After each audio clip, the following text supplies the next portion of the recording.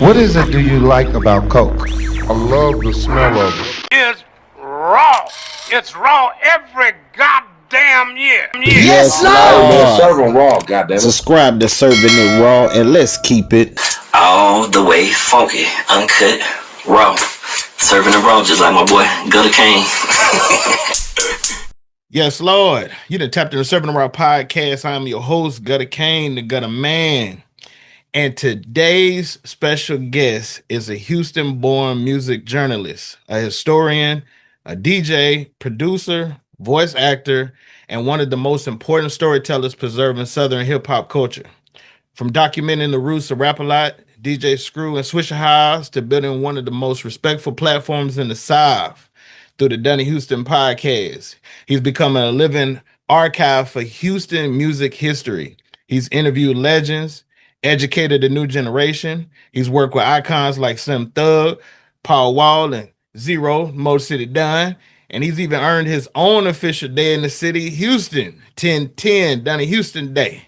Servers, help me welcome to the show, Donnie Houston. What's happening? What's up, man? I appreciate that intro, man. That was up. Already. You know, I gotta make sure my intros be tight, you know what I'm saying? But when I have I would say a legend as yourself, man, the platform that you've been able to build down in Houston has been phenomenal, man. I've always been a fan of your podcast, man. I've had a chance to see your growth and just the basic way of not using gossip and clickbait, man. Like, you have really built something authentic down there, man. And I was like, okay, and I've been paying attention, and so I really wanted to just document your legacy and as well as your contributions to the culture. Oh, man, I appreciate it, man. Appreciate it. Well, we're gonna dive in real quick. So I want to start here. So I always start from the origin. So take me all the way back to Houston as a kid. You know, what was your environment like growing up, and what was the first moment where music stopped being a background noise for you and it became part of your identity? Man. Okay, man. Well, you know, that was a long question. What was the first part of the question? Just take me back to, like you growing up in Houston, the environment, environment. Yeah. I mean, man, I grew up, man, in Herb Clark, you know what I'm saying, for the most part. Man, that's just what it was, bro. Like, playing basketball, music all the time, like for my mom, my older sister, you know what I mean? So music has always just kind of been around, you know what I mean? And I can't even say background noise. I can't remember when it was just background noise because as long as I can remember hearing music, like as far as me being old enough, like I had my own music, you know what I'm saying? Like my older sister used to teach me how to make copies of tapes when I was, probably like 3 or 4 years old or something like that, you know what I mean? But like, just real things like that. So it's always been that, bro. I didn't really get involved as far as when you're talking about me being involved with it.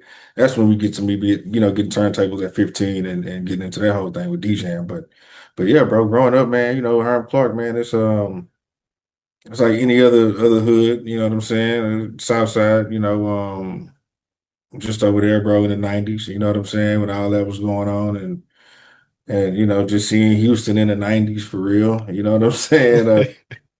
Yeah. Well, I'm gonna go to the part where you said 15, you were DJing and stuff like that. So before the podcast, before the interviews, you were DJ Don, right? And so at 15, you already DJing, kind of producing and building relationships at that point. But what did the young Donnie learn from being in those rooms before the internet era? Kind of changed everything, man. Like I wasn't really networking and building relationships like that. Like that didn't come until, man, me being 15, that didn't come until probably almost 10 years later. You know what I'm saying? Like that part of the game, because so many things happened. But at 15, bro, it was just me and the people in my neighborhood. You know what I mean? Me and my friends in my neighborhood that would come over that I met initially from, coming to my house to play basketball, and I get the turntables and boys freestyling. You know what I'm saying? So it just kind of went like that. But early on, we talking about 15, 16, 17, 18, kind of, that was just me and the guys in the neighborhood. You know what I'm saying? That wasn't really nothing outside of that. Okay, like now during that time, like what artists now were you like around when y'all were like, you know, teenagers? Because I remember you said you went to school with Propane, right? No, we didn't go to school together. We lived in the same. We lived a street over from each other. You know what I'm saying? So, well, growing up, yeah, like you know, like I was saying, those group of guys in the neighborhood. He was one of the ones. You know what I'm saying? Who, over time, like you know, it went from a bunch of us to just me and him. You know what I'm saying? So for a long time, it was just he and I just trying to do it and make it happen. But yeah, Pro was probably, I would say, from that core group of me first starting, who was stuff like day one type shit. Like he the one who, I would say, that's the rapper that people would know that, you know, came out the H or whatever and came out that circle of us in the neighborhood. You know what I mean? All right. Yeah, shout out to Propane, man. I've been trying to get him to on here. So now you go from DJ Dunn later on in years to Donnie Houston. So to me, which I felt like you kind of transitioned to a bigger purpose. So like what was happening in, you know, your life mentally and creatively when you decided to basically evolve the brand and identity?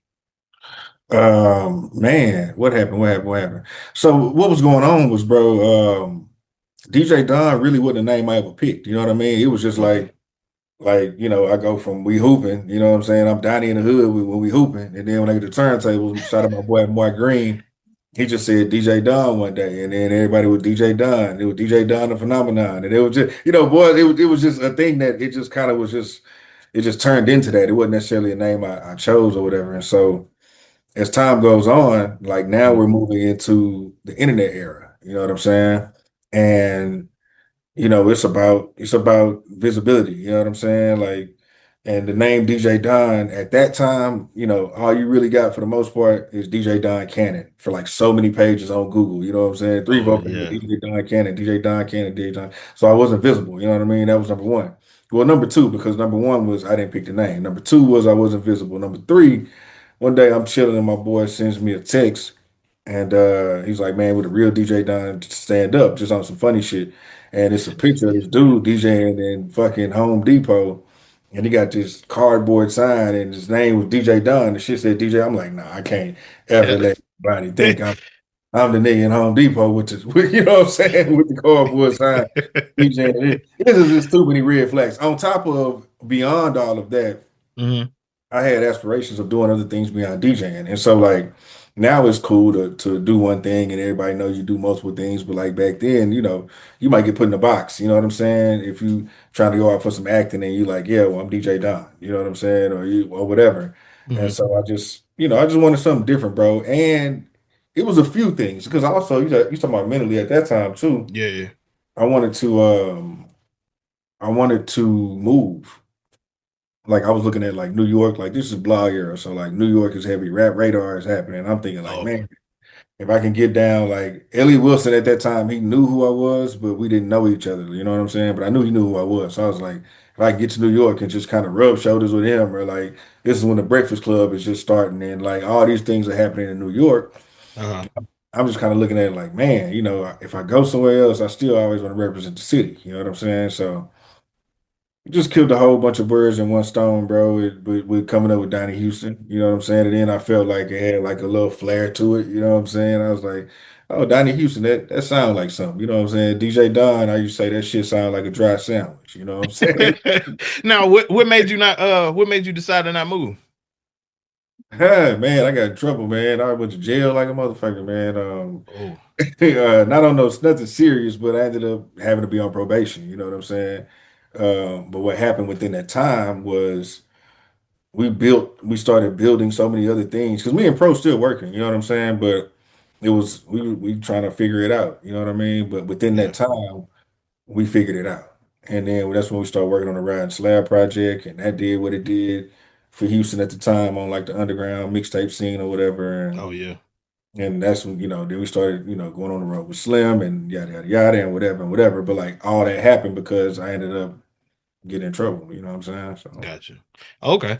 Now I also want to switch over to this because I really want to document this and throw it. Now, you graduated from Texas Southern University with a journalism degree. Correct. Yeah. Yeah. And so and now obviously you're considered as one of the to me one of the most important voices to document Houston hip hop. Like that's kind of where I was at this point, where after I interviewed Big Court and then I interviewed DJ EFN, I was like, I need to reach out to the podcasters that's really, influential to me. And so, obviously you were one of the main people, especially in the Houston area. Even though I'm in Seattle, I'm actually born and raised in Jonesboro, Louisiana, from the same place Lil Snoop was from, rest in peace. And so, me being up at that upper part of Louisiana, we got a lot of we got a lot of New Orleans, and we also got a lot of the Houston and stuff like that. So, but did you always know journalism like would kind of become your lane, or did the culture just pull you in that road organically?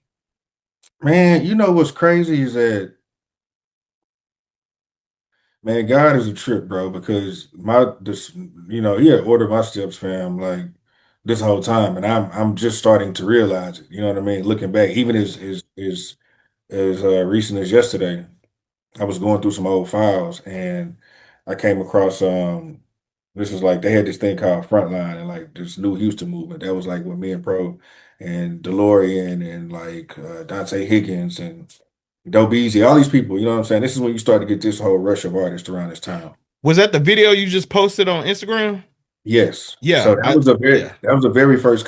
He did a concert series. It was three of them, and it grew every time. That one was like in this little, it was like a club on the west, and the second one was in like the Peacock Room at House of Blues, like the smaller room, and then the last one was at the main room at House of Blues. It was a dope thing, bro. But out of that, that was when you was asking about networking and all that. Like all that happened around that time. You know what I'm saying? Okay, Prior to that, everybody pretty much was just, we're coming off the heels of off the '05 movement, you know what I'm saying? And so okay, so the Mike Jones and it's all still of tipping.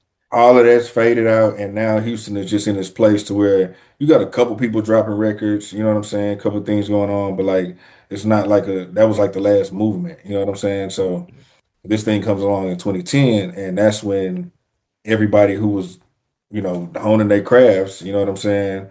What me and Pro was doing over here in Broward and the Clark, what DeLorean was doing in Mo City, what Dante Higgins was doing over there in South Lawn and that area, you know what I'm saying? Like all these people were doing their thing. Now we coming together and we doing these shows, we meeting each other, we, networking, all this other shit. So that's really when that's part. I'm sorry, I went on a whole nother tangent, but No, you ain't go look. This is your document. This is your story. yeah, And I but love that answers the question. You'd asked me that early on, you know what I'm saying? And that wasn't like the time, but like this was the time when all of that stuff started happening. But okay, gotcha. anyway, fast forward back to Texas Southern. Texas Southern. So like I was saying, God, I've been ordering my steps, bro. Just journalism in general, you know what I'm saying? The way I even got into it is I started out going to school at Sam Houston in Huntsville. And so I'm going to college and literally clueless, bro. You know what I'm saying? Like, because I know you said on Dirty Glove Bastards, which shout out to Dirty Glove, you said that you wasn't big into math and shit.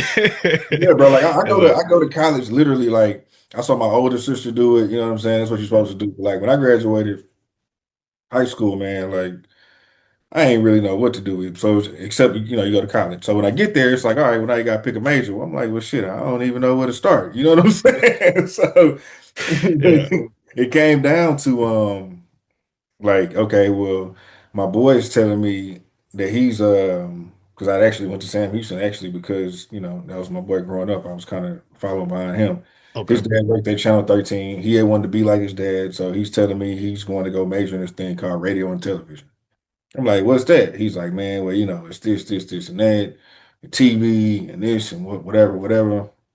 And I was like, okay, well, that's cool, but how many math classes does it have? You know what I'm saying? So, I know, look, I wasn't big in math either. So shit, I'm with you. I never really messed with math. You know what I mean? Like that. And so, anyway, one algebra course, sign me up. Bet. You know what I'm really? saying? Hell yeah. I get into it, like I said, my steps being ordered though, because I get into it and I start learning all these things. Like I'm learning how to record audio, how to edit audio. We're working on Cool Edit Pro. This way back in the game. You know what I'm saying? Cool Okay. Edit Pro. I don't know Yeah. if you're familiar with it, but it's like an early digital audio editing software. You know what I'm saying?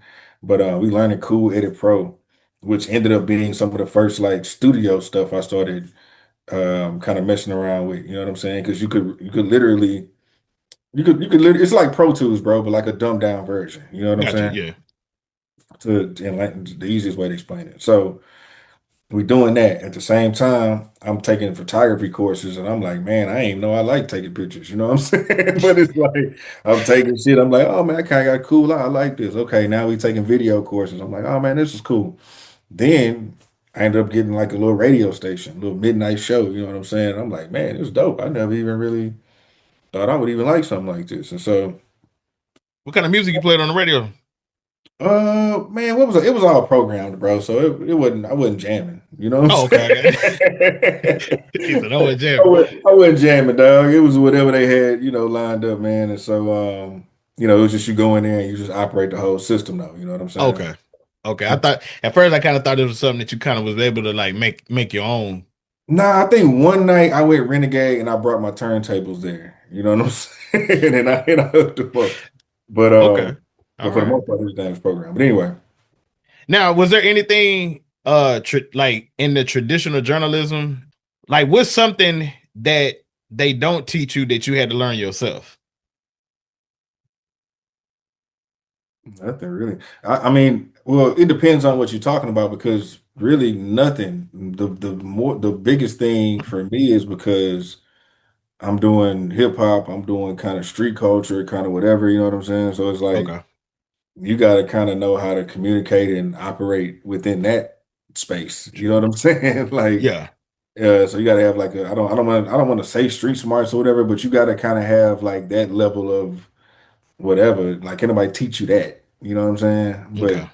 as far as journalism, like, bro, everything was taught, bro. Like, everything was taught. But even with that, so I'm at Sam Houston. I drop out of Sam Houston. I go to TSU because at Sam Houston, bro, I'm really having a college experience. I ain't really that studious. You know what I'm saying? I'm not really going to too many courses. I did go to my major courses, but I wasn't really in a school like that. When I go to TSU, this is when I get serious with journalism. You know what I'm Okay. saying? This is like what you're asking me. I'm sorry, I just had to get to this. So this is when this thing really was like I really was paying attention to shit, and people were in return, my professors and everything were paying attention to me. So like I'm getting opportunities to go and be over here, do this, intern at Channel 39 for the news. You know what I'm saying? I go to the news my first day interning. They used to say like, interns usually like when you go there, they give you a bunch of stories to write. Mm-hmm. Most interns, it might take them like 3 to 6 months before like one story airs. They're gonna give you probably 5 stories per shift, you know what I'm saying? Or 5 stories per newscast. It was 2 newscasts. Okay. Got it. I went there first day, everything they gave me went out first day. And it was like, no intern ever did this shit. So I'm like, oh, okay, man, this might, you know what I'm saying?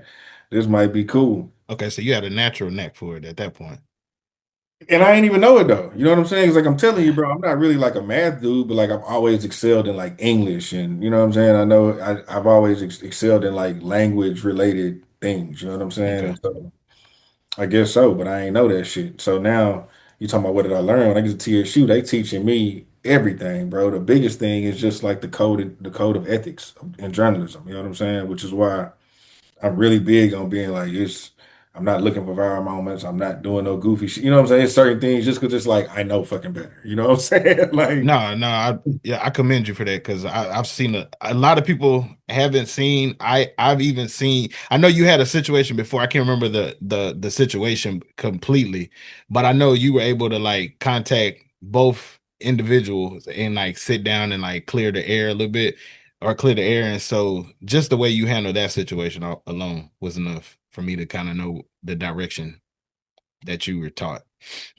yeah, I mean I don't know. And I mean that whole thing, that's a conversation for another day. I don't know why I really don't really like to really take that route about shit. But yeah, bro, I mean going to school for journalism, man, it taught me it taught me everything. So a lot of what I do though, it's not completely that. You know what I'm saying? Like I can't say like, oh, I'm only this way because I went to college. Like, nah, not really. You know what I'm saying? Like I learned a lot of things. Really, a lot of the stuff I probably learned in college would come out more in writing than it would in like this type of stuff. You know what I'm saying? It's like little things I know, but more than anything, you got to know how to conduct conversation. You got to know, you know what I'm saying? It's like they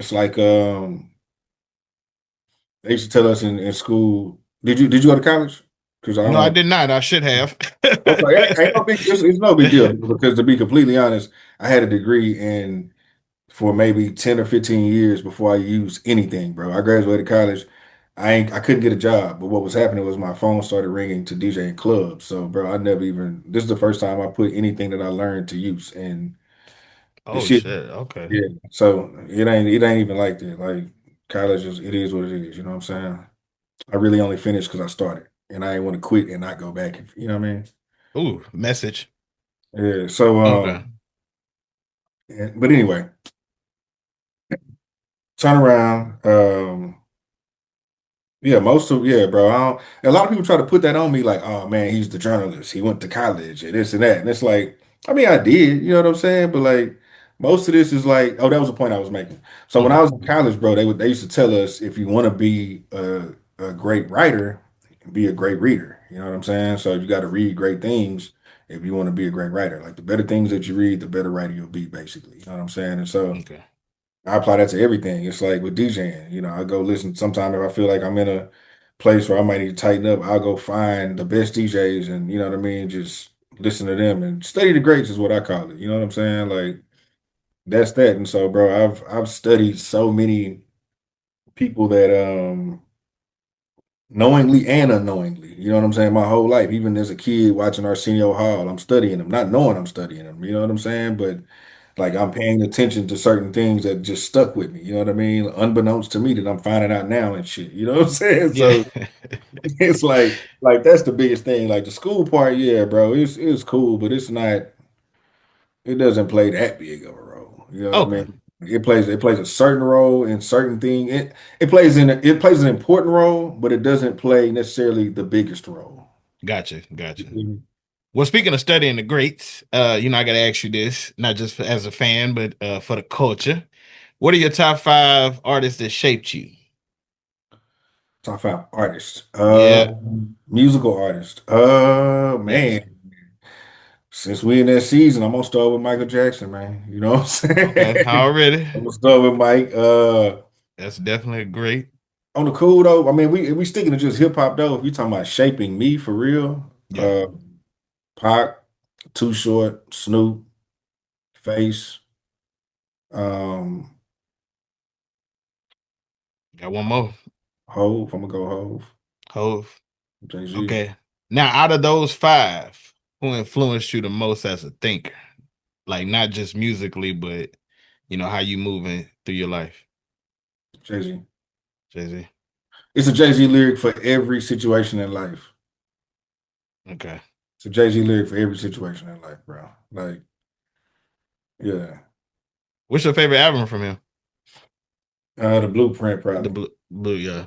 That's what I was about to say. That's one of mine. I Yeah. ain't even gonna lie. Now, since we spoke on this already, but I really want to touch on this because I still don't think people understand or realize how important this is when it comes to not just journalism as a whole, but as a podcast. But one thing that separates your platform is that your interviews feel like preservation and not gossip. So, you know, we talked before and said a lot of people chase viral moments, but you chase like context, history, and truth. And so, was that intentional from day one when you started podcasting?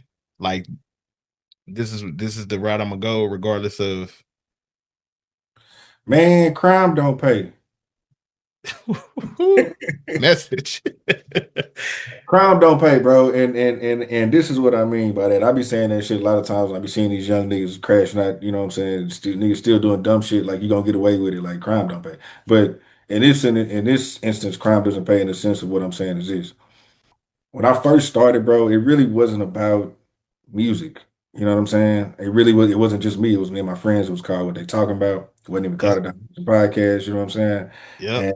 And when I was trying to find my lane, like it was some people that looked like they may have been leaning towards doing like some music type of thing, you know what I mean? And so between that and between me kind of being the only person that was like like really in the industry, and it was four of my friends who, they just had regular lives and whatever. They were successful in that, but you know what I'm saying? Like I didn't want to feel like I was trying to do too much of bringing them into my world. You know what I'm saying? Like everything, Okay. one or two music guests here might be cool to them, but they might not want to talk about music for the duration of the show or whatever. You know what I'm saying? Every week we talk about music. They might want to do some other shit. So it was never about that. But I was like, shit, we all love street shit. We all love a good street tale. You know what I mean?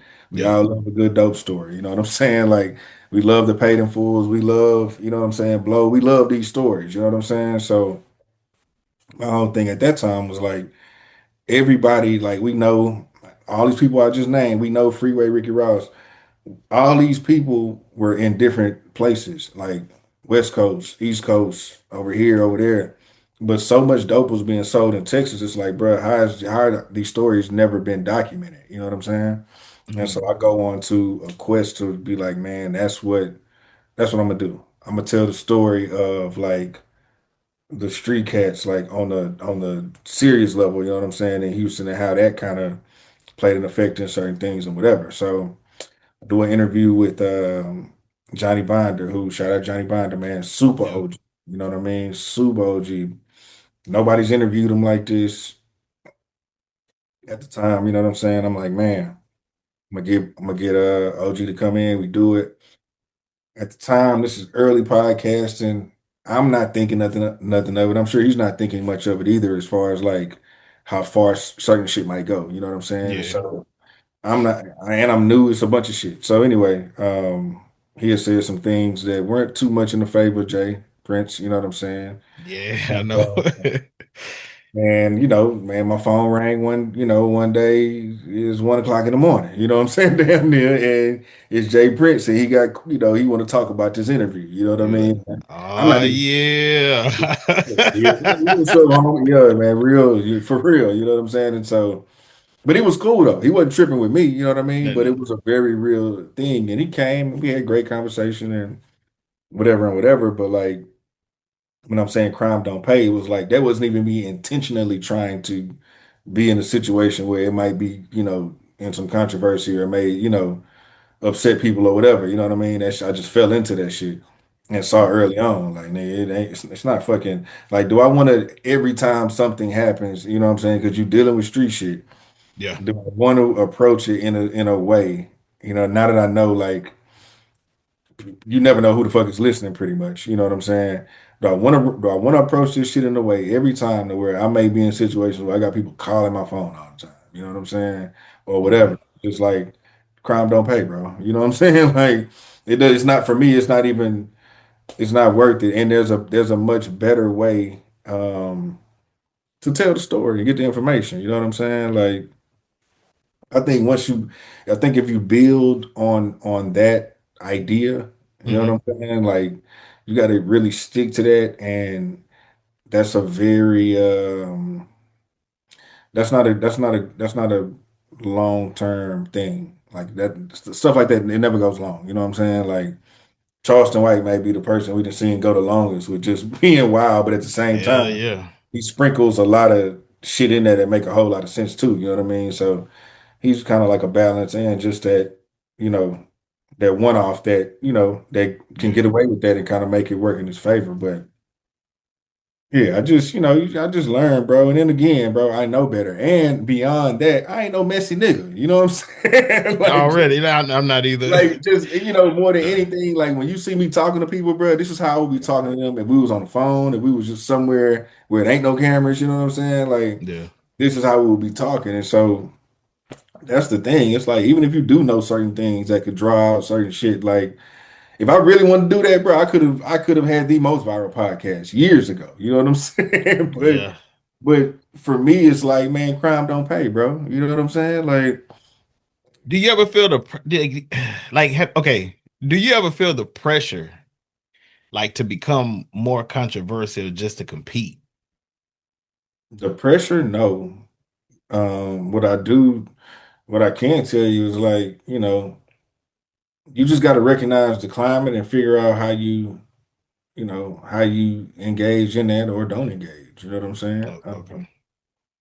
And that's the thing. It's like we all human, right? So you be thinking like, man, how do I make it to the algorithm with all this shit going on? You know what I'm saying? I know, like that's the problem that I'm having, man. Like, Like it's tough, bro. It's not like, and that's the one advantage that in the intro you or something early on you were talking about me how I built the platform without all the trying to yeah, chase the and whatever. Like that's the gift that like I had, that like a Beehive had, that like a Big Court had. You know what I'm saying? Shout out to them boys, to my niggas. yeah, Um, but when we started early on, it was fresh, so it wasn't about that. And you could build a following just off of putting out new information that was dope and great conversation that was dope. You know what I'm saying? Like when Beehive was jumping out there with the Atlanta conversations, bro, at that time it was nothing like it. So it's fresh. You know what I'm saying? Podcasting is fresh. It wasn't everybody having podcasts. You know what I'm saying? When Big yeah, Court was jumping out there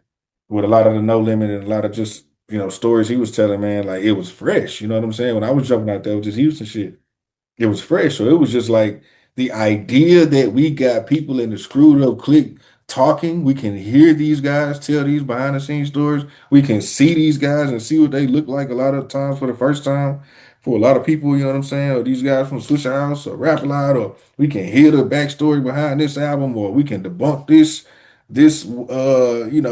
legend that we might have heard about this song or this situation or whatever. Like that was the viral moment. You know what I'm saying? The fact yeah, that information, and then what happens is um things start to seek out, because it's like I tell people, even in my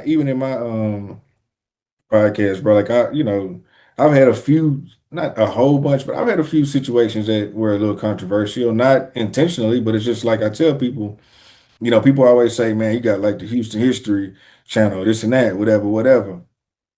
What history course you ever took where it wasn't a war or a battle? You know what I'm saying? ooh, that's It's, true. it's no course you've ever taken that talks about history, and at some point there was some battle, some war, some battle of the Alamo, battle of, what I'm saying, Civil War, whatever. Pick your fucking favorite war, your favorite history book. You know what I'm saying? It's battles Yeah, and wars all through that, and so it's like that's the part to where when you start to talk about history and things that happen, then some of these things get rehashed. You know what I'm saying? Not with the intention of maybe reigniting certain feelings or yeah, whatever, because sometimes that shit happens. A lot of times it doesn't, but sometimes it does. You know what I'm saying? But that's a part of it. It's like we gonna tell the history or we not gonna tell the history. You know what I'm saying? And so okay. that's that, bro. I know I just gave you a super elongated answer. You know what I'm Hey, saying? look, man, listen, when you talk, I'm locked in. Like like like just the knowledge you have, man. Like it you just have a way of pulling people in, man, when it comes to, the ears, like, okay.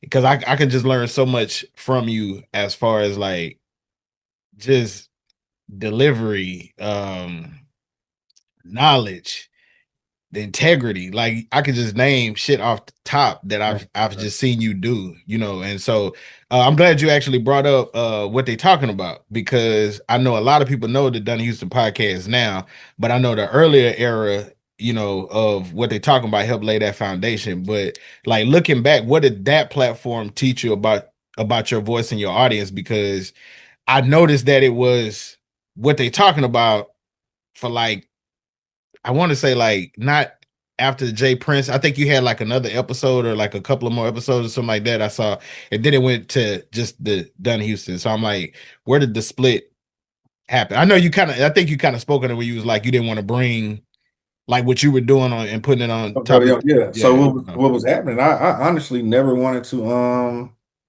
I never wanted to have a podcast with me and my friends or me and anybody else and it have my name. Like it's the Donnie Houston podcast, but then it's me and 3, 4 other people. You know what I'm saying? I never really Okay. wanted to do that, you know what I mean? Because even if your intentions are well, you can make people feel unseen in that. You know what I'm saying? And like that ain't cool. You know what I mean? So I just never Okay. want to do that.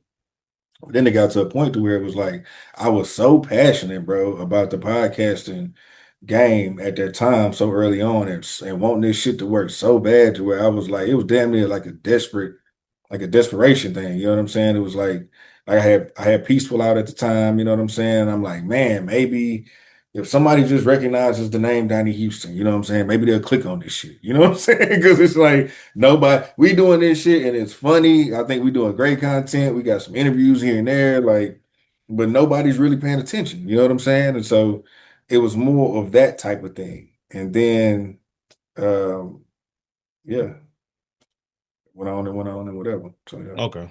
And y'all just split it up a little bit. Well, I mean, what happened, bro, was that, when we started it, it was always kind of like a running joke of like, this is Donnie's baby. You know what I'm saying? Like, I came to the table with the podcast idea and my friends and like Devin, me and Devin went to Madison together. You know what I'm saying? My boy Teef, I've been on Teef since college. My boy Pease, I've been on Pease since college, but different friend group from Teef, but we knew who each other were. You know what I'm saying?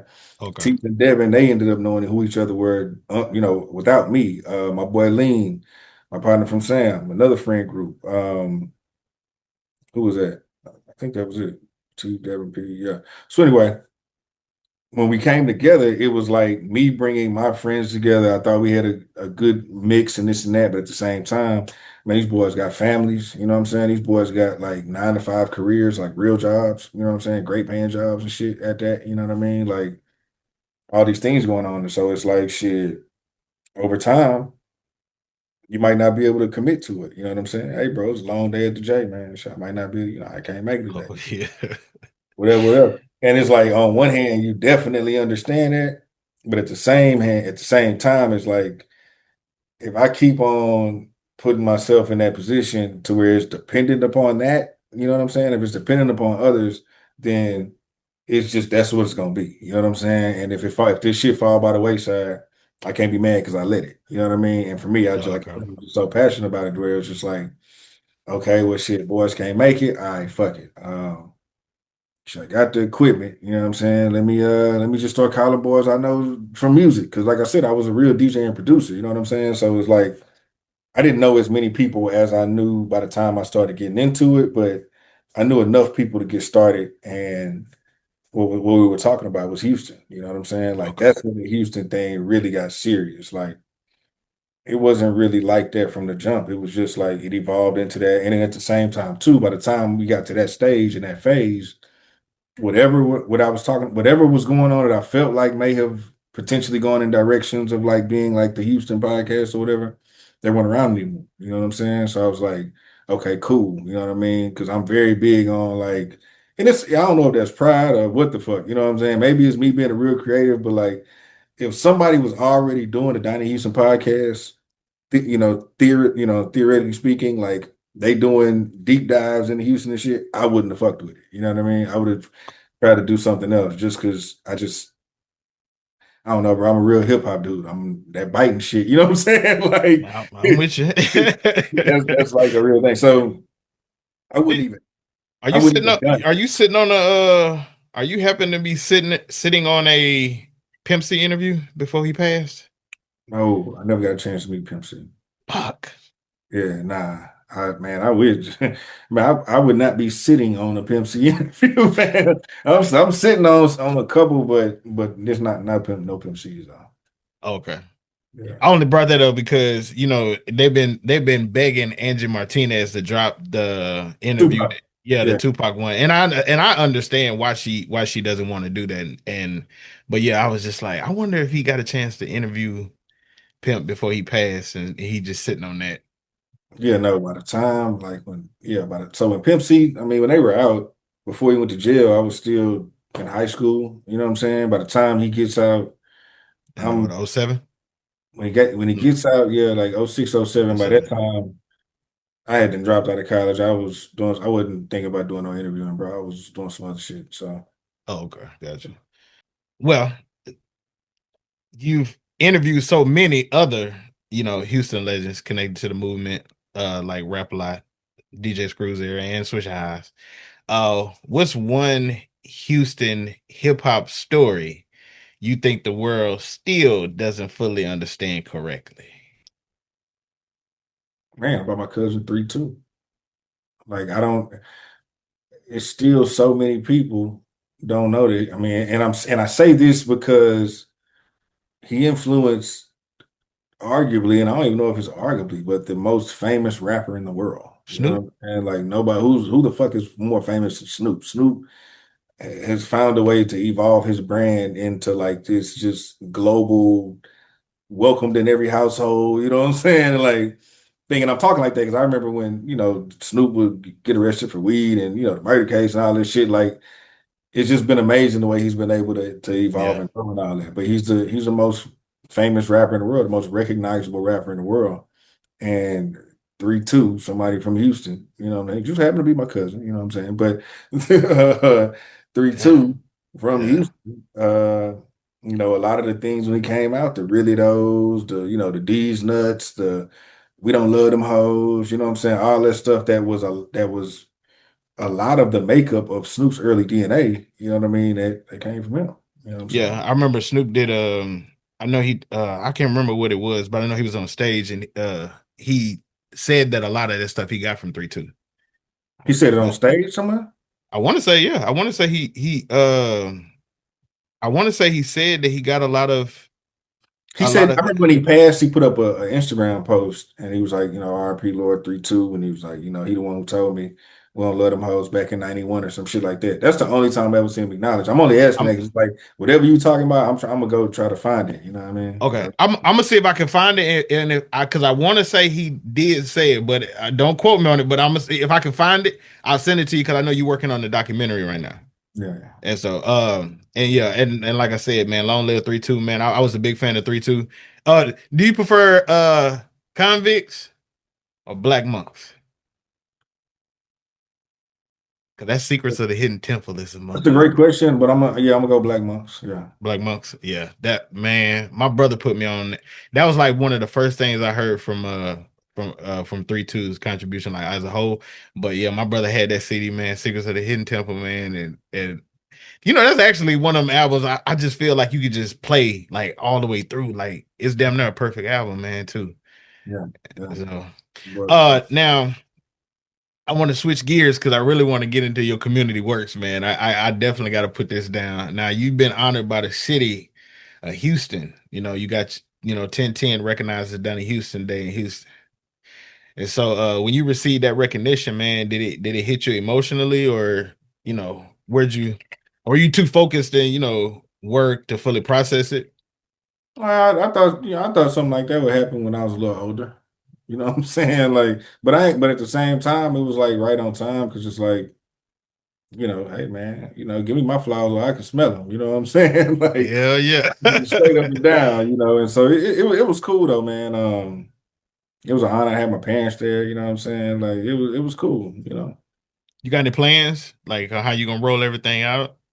Yeah, I'm trying to work on something to where I can get like an annual situation going. You know what I'm saying? That can potentially turn into something. So I'm Okay. trying to figure it out right now. Yeah. Well, I hope we build this relationship, man, and we stay connected. I would love to be invited to Yeah, for that. sure, for sure. Yeah, for sure, man. For sure. Okay. What do you think teenage DJ Don think if he could see the version of you today, man? Man, you'd probably be surprised, dog. Like, cause here's I don't know, like when I was teenage me, fam, didn't look at it like it was gonna be a career. You know what I'm Okay. saying? Like, I just didn't because I had my mind, I for one, I used to kind of look at it like, bro, we in Houston, fam. Like, not very many people make it in entertainment. You know what I mean? Like, on top of entertainment just being this hard thing to get into. You know what I'm saying? So, like, I think mentally I hadn't even really grasped the idea that it was possible. You know what I'm saying? So I wasn't even thinking that I was just like, I got turntables, it's cool, we have fun, whatever. But when I graduate high school, I'm going to college. You know what I'm saying? So much to where I didn't even bring turntables for like 2-3 years. You know what I'm saying? Oh So damn. yeah, so I didn't see it. You know what I mean? But at the same time, looking back on it, it's like, dog, you grew up to be the kid that you wanted to be. You know what I'm saying? Like Yeah. at the end of the day, I used to watch a lot of award shows. This was when award shows was live, you know what I'm saying? American Award, Soul Train Award, Essence, you know, all this shit, you know what I'm saying? And people would go up there and like, I never would write no shit down, but it was like when I would see people go up there and they'd be like, man, I want to thank God, you know what I'm saying? Thank such and such, whoop, whoop. It was like in my mind, I used to think like, man, what am I gonna say? You know what I mean? Not even really even it was like a subconscious thought, you know what I'm saying? But like I remember being a kid and thinking like, who would I thank if I went on stage? And it's like, who the fuck even thinks about this shit? Like whatever. And so I think, like I said, bro, the steps was just being ordered, bro, and just looking back, man, like it's a trip. You know what I'm saying? Like it's a trip, bro. Like if younger me could see me now, man, like yeah, he'd be like, "Hey, boy, you you did that." You know what I'm saying? Nah, that's what's up, man. Nigga. Nah, that's what's up though, man. Like I'm proud to just see the man that you have become, man. The growth is just for that little bit that I've seen growth is phenomenal, man. So it's extraordinary, and I can't wait to see the other stuff that you pushing out, man. Like, Nah, I appreciate it, man. I appreciate it for real. It's cool for me to do stuff like this because man, dog, at the end of the day, bro, for one, I don't look for like the applause. You know what I'm saying? Because if you live for the cheers, you'll die by the booze. You know what I'm saying? So message. I try to like stay, kind of even keel with that type of stuff. So I don't really even think about that stuff. But at the same time, this shit ain't easy. You know what I'm saying? It don't matter what level of the game it is you in with this or with anything else. Like if you're really pursuing something, if it's podcasting, if it's trying to rap, if it's trying to, open up this small business, a restaurant, whatever the fuck. You know what I'm saying? Like, I mean, you really trying to do this shit and you really passionate, bro. Like, man, there was a time where we went on a family trip, fam, and we all in the hotel and shit or the room where we was at. I think we was staying, and my sister had an apartment at the time wherever we were going to go visit. Mm-hmm. But we all in the same similar area, bro. And it was a time where my sister was like, "Dog, you was talking in your sleep," and I'm like, "Well, what was I saying?" And she was telling me the shit back what I was saying, but she was saying it in pieces. And what I put together was, dog, I was fucking scheduling podcasts in my dreams, fam. You know what I'm saying? Like I'm asleep. Like I was that serious about it. Like I was, just so locked in. You know what I'm saying? For so long. Like I've been on a little break now. I kind of been recording here and there. You know what I mean? This year, but I was locked in and so serious for so long, bro. And at the same time, dealing with with the grind of that, dealing with whatever scrutiny or whatever bullshit may come with it, or whatever disappointments or whatever, you know what I'm saying, that may come with the game or just life in general. How sometimes life throws shit at you, you know what I'm saying? Like you go through all these things, and so I say all that to say is that with me, it's like I just keep my head down and work through all of that shit. You know what I'm saying? But when I come up for air, you know what I mean, and then I link up with a cat like you, bro, and you speak to me like that, like I appreciate that shit. You know what I'm saying? So it's I appreciate it. Yeah. Oh no, you're welcome, man. Because not only am I a fan of, like I said, your podcasting, but I've also been a fan of your music and shit. And to me, when you produce that damn Peaceful for Slim Thug, to me, that is the fucking perfect song for any nigga over 40. What's up? For real, boy. Goddamn, when you hit 40, that is a fucking perfect song. Like that shit's on all my goddamn playlists. I listen to that shit damn near all. Matter of fact, even when I was trying to figure out how to, like, what I wanted to name, like what I wanted to do in the podcasting world, because at first I was kind of wanted to do like a weed version of Drink Champs. And the fact that I'm in Washington State, and weed is legal, I was like, oh, we'll start something called Peaceful Chronicles. And I actually got permission from Slim to use part of the song as the intro, but then I ended up getting too high when I was doing the episode one time, and I fell asleep in like right at mid recording. And so I was like, okay, I can't do that shit no more. And so my brother ended up telling me like, man, why don't you do hip hop? And he's like, man, you be telling me stuff about hip hop that I didn't even know. And so I was like, okay. And then that's kind of how I started putting it together. But I always brought up your podcast because I'm like he has like all these Houston rappers coming and supporting them, and I'm like and I'm like he's just like everything about your damn Instagram page is just so Houston. It's like, you know, and I'm just like, and then I'm like, his last name, and it's just a coincidence your last name is Houston. So I was like, but I just like how that shit came together, man. And I was like, you know, and so like I said, I started studying, you know, your episodes, and you know, like I said, like sometimes like I would speak too fast, and I would kind of like stutter over my words a little bit. But then, like I said, listening to you, there were certain things that I learned where it was like, you know, kind of being like more calm, slow, like a little bit slower on the talking, getting chance for your brain to process what you're trying to ask or come up with next. So I learned a lot, like I said, from you, man, when it comes to the podcasting. But I also want to thank you for your music production No, contribution. appreciate it, man. Appreciate it, man. Yeah, that, you know, that's the foundation, bro. Like that, you know, it was DJing and production, and between those two, that's what, you know, led to the podcast. So that's gonna always be a love I hadn't produced in a minute. I'm sitting on some music, and I just started back kind of making some new shit. So you know, maybe in the next year or something, it might be something that come out. But yeah, bro, I love all that, man. Still. Now I know people asked you. I think it was on Dirty Glove. I think he asked you what was your favorite episode, and I know you said you couldn't do it because you couldn't really name one because you said you learned something different in each one. And so, what would be the best production? Like, would it be the Peaceful Beat, or do you have The best production, that you've created? man. That's hard to say because peaceful. I mean, peaceful is up there. So peaceful was like my show off beat for a long time. You know what I'm saying? Like I got certain beats that I'll hold. Like I'll be like, I know this is some shit. You know what I'm saying? And so it's like I ain't just letting this go to anybody. I ain't letting this go just any time. But when people come to the studio and they want to hear some shit, I'm showing off. You know what I'm saying? Okay, gotcha. Like, this is one of them ones that I know when I play it, boys gonna be like, oh yeah, that, you know, whatever. And so I held that one for so long, bro, and it's probably the one that's like that people know the most. So I could say peaceful, but I mean it's a couple of other ones, man. That it's a couple of other ones, like it's a couple of ones I've done for pro that are fucking Oh pretty, yeah. pretty crazy too. But yeah, but peaceful, yeah, peaceful. You did one. That's another the one I jammed too. I don't know if that's Slim Thug song or Paul Wall. Parking lot. Yep. Yep, that one. What is the name of that damn song? Is RIP to the RP to parking the parking lot. RIP to the parking lot. Yeah.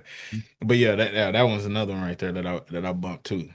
Yeah, that was, yeah, man. We did that one. We did RIP we to did the like 5 records in one night. You know what I'm saying? Like I still got like maybe 2 of them that never dropped. I think maybe 3 came out. But yeah, parking lot was in that batch. And that's one of them ones. We did the video for that shit. Yeah, that's one of It's my a good favorites. sound that y'all have created together, you and Slim Thug, though. I ain't even gonna lie. Especially where Slim Thug is right now.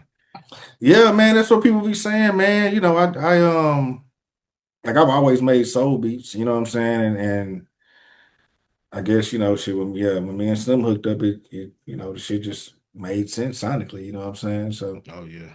you know, Yeah, I commend y'all for that one because I ain't gonna lie, man. Y'all the chemistry y'all had together, man. Especially like I said now, because I've to us growing up, shit, Slim Thug was fucking Jay-Z in Houston. Hell, before he even got the fucking already platinum deal, before he got the deal with Interscope, shit, yeah. like he Nah, was Slim, already. yeah, Slim is one of them guys, man. Like he was that. I remember the first time I saw him, like I had listened, I heard him a hell of times, but I remember the first time I saw him, and I remember, you know, Slim, he was one of them guys, bro. So when we linked up, like, you know, Slim is one of them guys, man. Like I got a lot of love for him. He like took me on the road, you know what I'm saying? Like has always been supportive of me, man. Like, yeah, shout out to Slim, bro. Like Slim, I fuck with Slim Thug, man. Yeah. Are you also are you kind of possibly have an interview coming with Scarface. And I know you said that, you know, Scarface pulled up at kind of like an event you were DJing at. And he kind of did like the club yeah, shit. spot one of the spots I DJ. Yeah, he pulled up one night, and it was like an impromptu thing. I think we did like 2 hours damn near, of just kind of just what he did on Shannon Sharp. You know what I mean? Yeah, where you played the record music and then he explained. storytelling. Yeah. Yeah, we did that, and that shit was crazy. But Face, we'll see. You know what I'm saying? Like Face is, I fuck with Face, so. I know he's going on his media runs right now. You know what I'm saying? So I hope to see him on your platform. He is definitely in my top 5. Actually, I got yeah. him. No, right there. Yeah. Yeah. All right. Now, I don't like to, you know, end with what's next because my platform is about documenting legacy. So when it's all said and done and somebody finds your stories years from now, what do you want them to understand about your contribution to the culture? Man, just know, man, bro. I did it. I hate to say for the culture because that shit is so played out and ran down. You know what I'm saying? But like, I really did this because I just wanted our stories to be heard. You know what I mean, and to be told. You know what I'm saying? Um, it wasn't cool when I started. Like, it wasn't.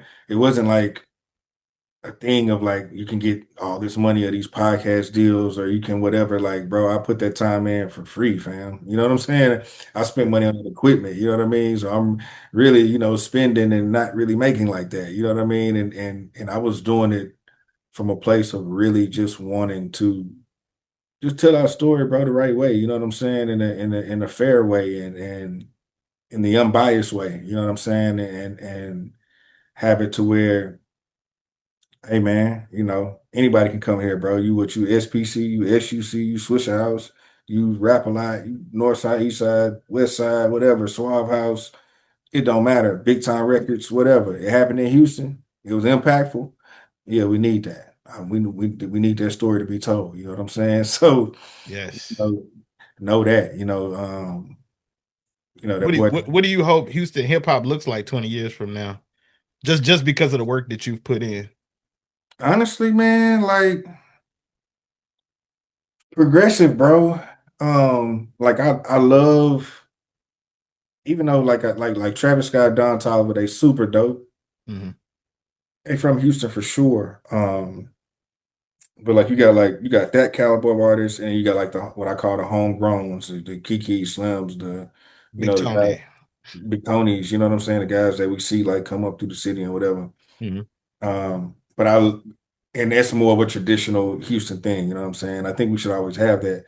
But I love the futuristicness, if you will, you know what I'm saying, of what Don Toliver and what Travis Scott's take on Houston is, you know what I'm saying? So Okay. in the future, bro, I would love to see a good balance of that, you know what I'm saying? And also on a major scale, you know what I'm saying? Like hopefully by in 20 years, I hope another 20 years does not go by and there's been no real infrastructure set up for musical artists in Houston to thrive.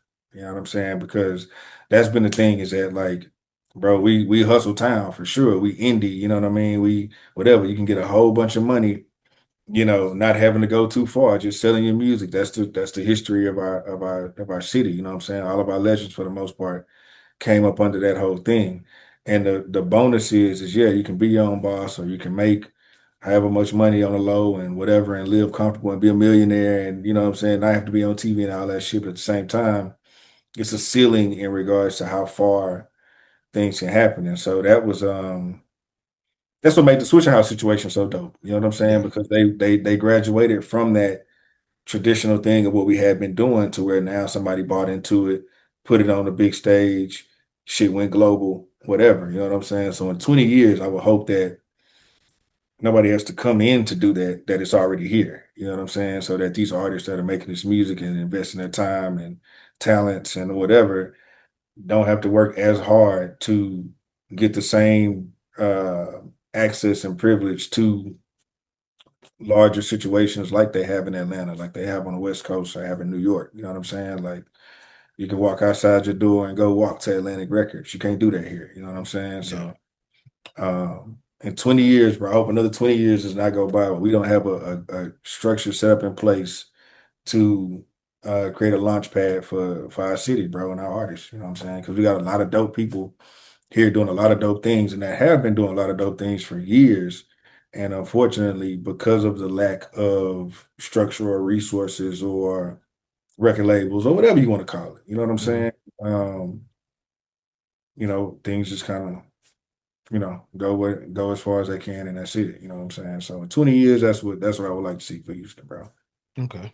Well, hey, from Gutter Kane and CIRV'N IT RAW, Donnie Houston, man, I want to give you flowers for not only, like I said, your podcasting contribution but as well as your music contribution. I think the way that you have been able to help catapult the Houston hip hop culture is, like I said, has been a phenomenal thing, man. You're an inspiration to a lot of people, like I said, including myself. I mirror a lot of stuff that I do on my platform after you, man. And I just want to make sure that if nobody else, has ever told you that they appreciate what you have accomplished, I really do appreciate everything that you have accomplished, man. And I want to continue to see you grow, as well as, hopefully be a part of that, And so I just want to say thank you and give you your flowers right now, so that you know that I'm a person that has really, really paid attention to your journey. And I really do appreciate that. Man, I appreciate you, bro. For real. Alrighty. Now I'm down to my bonus rapid fire segment. I call it white lines because I got this, serving the raw cocaine thing going. But basically it's just a first thing that comes to your mind. So I'm call out a few sentences, questions, my bad. And then you just tell me the first thing that come to your mind. All right. All right, you ready? All right. Okay. Most underrated Houston artist ever.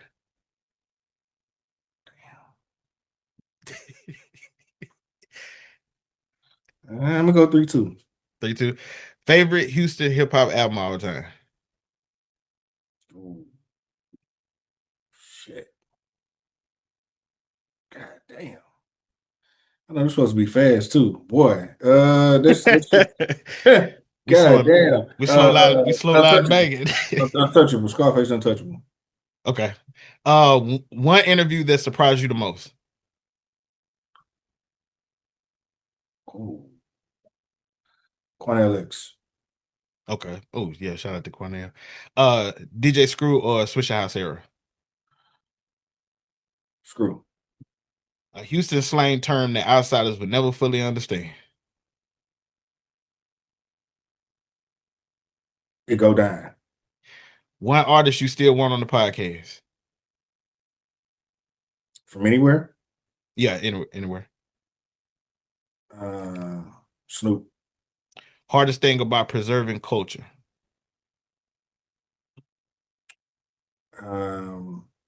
If you do it right, you're gonna upset some people. Okay. Ooh. Message. Favorite place in Houston for creative inspiration.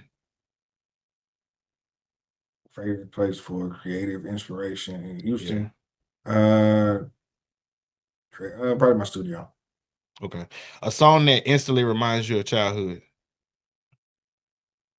Man, The Ghetto, Too Short. Ooh, I love that song.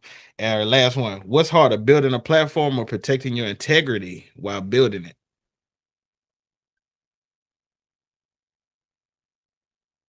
For me? Yeah. What's harder? Building it, because the integrity ain't never been no challenge. Ooh, already. Alrighty, well, that's it. A huge shout out. I want to give a huge shout out to Donnie Houston for coming through, man, sharing his story and continue to preserve the Houston culture at the highest level, man. Like I said, I really truly appreciate the gems and the history. To all the servers out there, I want to thank y'all for the constant support. If you rock with this episode, make sure y'all hit that like button, subscribe, and follow us on Instagram. I got new episodes dropping every Wednesday on all the streaming platforms. I want everybody to stay locked in. Do you want to let people know how they can reach out to you?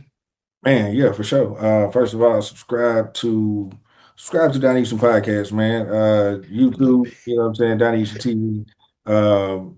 Donnie Houston Podcast on all audio platforms. I'm Donnie Houston, letter IMDONNIEHOUSTON. On Instagram, Donnie Houston Podcast on Instagram. DONHOU Podcast on Twitter or X, whatever, you know what I'm saying? Yeah, man, Donnie Houston on Facebook, all that, man. Already. Well, hey, we locked in, man. And like I said, man, I really do appreciate you coming through, man, and blessing my platform. And I hope this is, something that we can just, continue to build off of, man, for real. For sure, man. I appreciate you, bro, for real. All right. Well, we finna be up out of here, man. I want y'all to stay locked in, and we'll catch y'all next week. Salute. Peace. Yes, Lord.